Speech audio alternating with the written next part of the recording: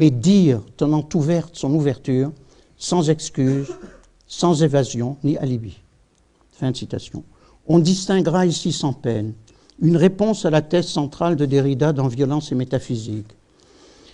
Thèse selon laquelle la cohérence du logos sera toujours le dernier mot. Et Lévinas se fait à lui-même cette critique, je le cite, par le fait même de formuler des énoncés. L'universalité du thématisé, c'est-à-dire de l'être, ne se trouve-t-elle pas confirmée par le projet du présent discours qui ose mettre en question cette universalité? Ce discours demeure-t-il dès lors cohérent et philosophique? Voilà des objections bien connues. Ça, c'est une litote lévinassienne. Voilà des objections bien connues. À ces objections, Lévinas répond par une thèse qui semble avoir fasciné Derrida, au point qu'il lui consacre la majeure partie de son texte.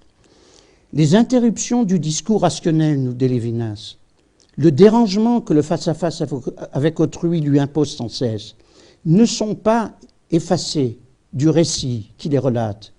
Elles y laissent leurs traces, comme dans les nœuds d'un fil renoué.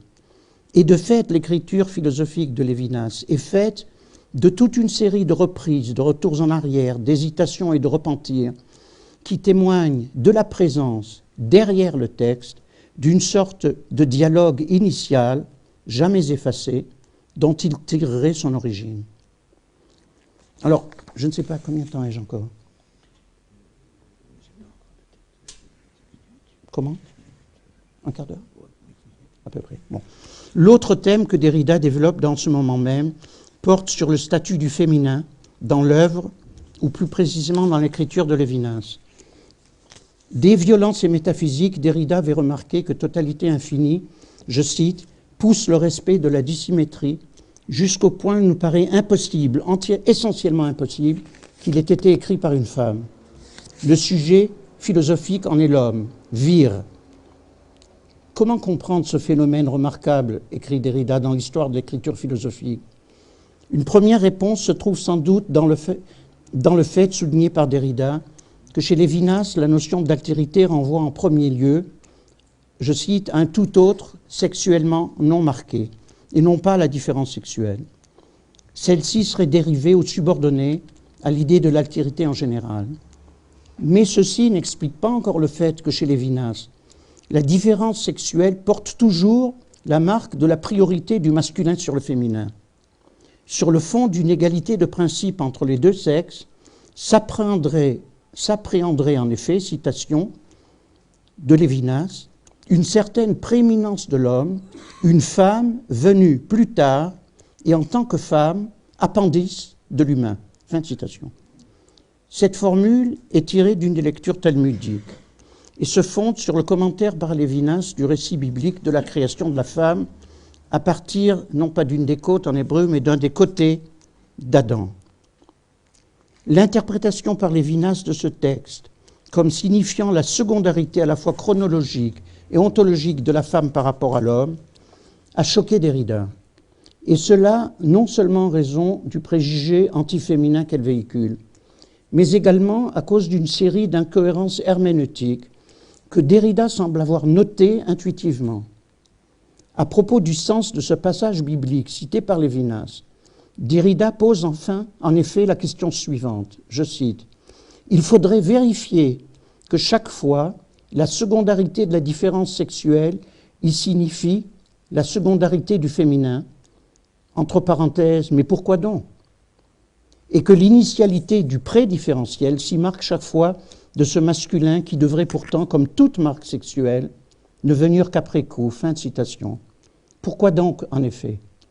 Il est tout à fait remarquable que Derrida, qui ne possédait pas la même familiarité que Lévinas avec le texte biblique et avec ses commentaires, ait pourtant saisi ici, mieux que Lévinas, la logique interne du récit de la Genèse.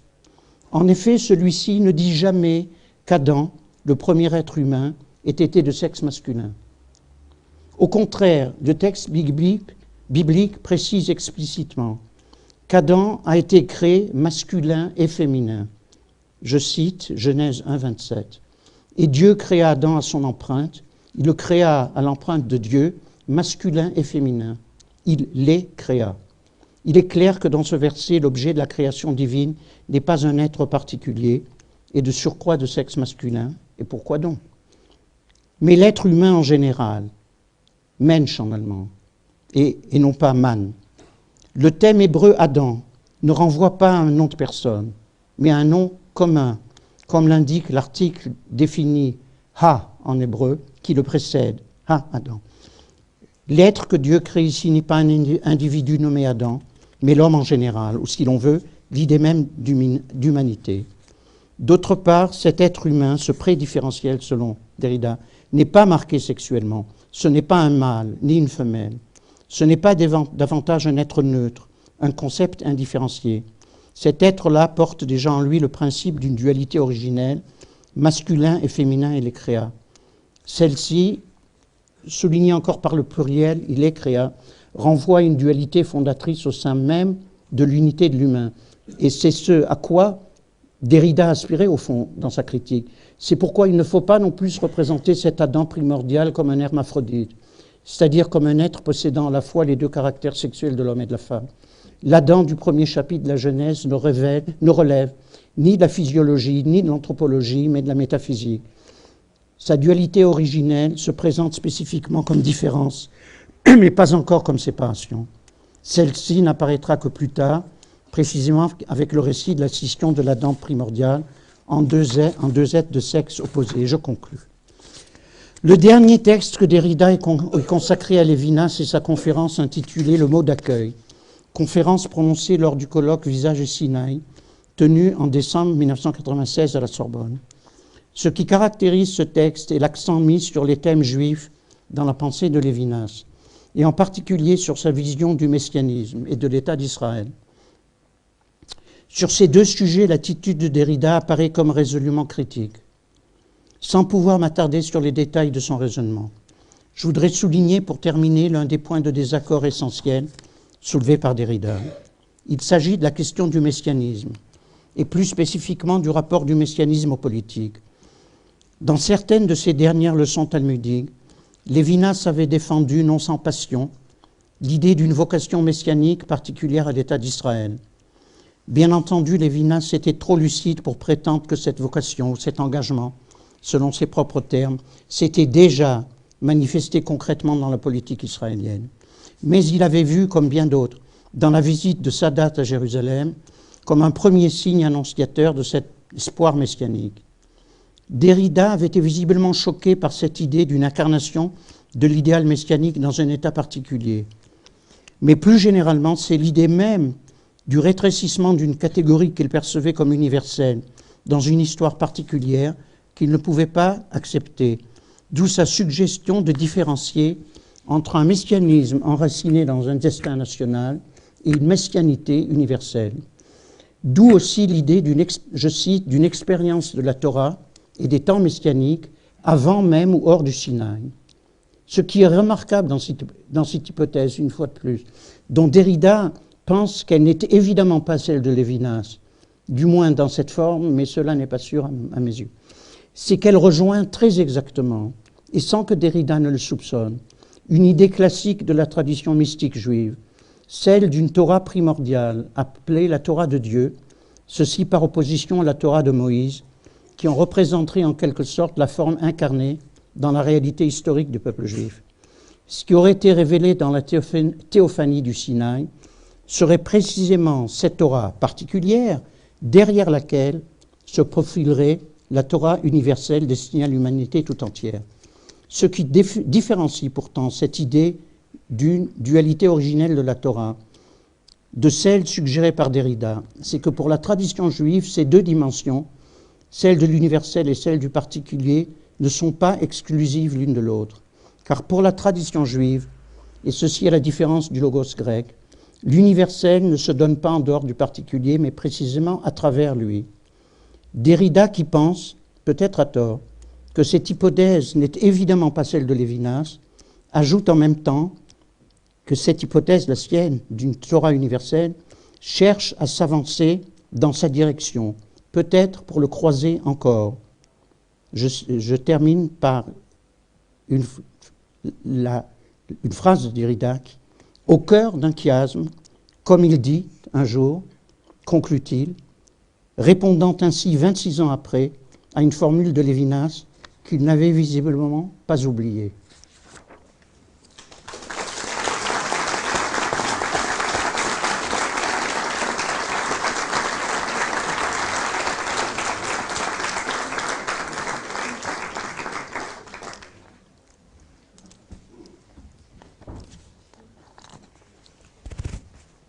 Je remercie très vivement Stéphane Moses pour ce bel exposé sur les rapports très complexes et subtils entre les critiques respectives de Derrida à Lévinas et de Lévinas à Derrida, les réponses.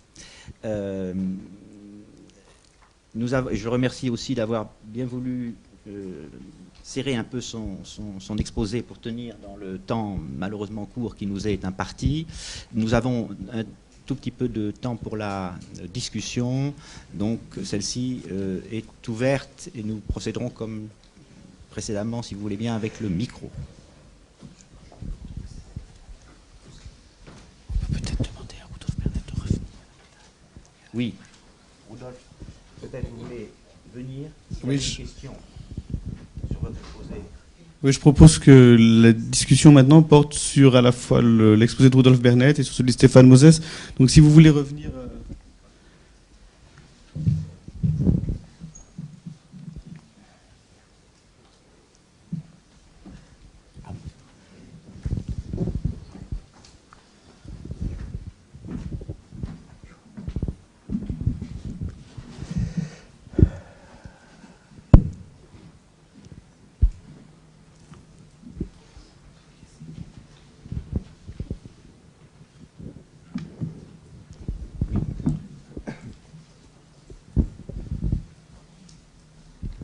Oui, Eb Gruber.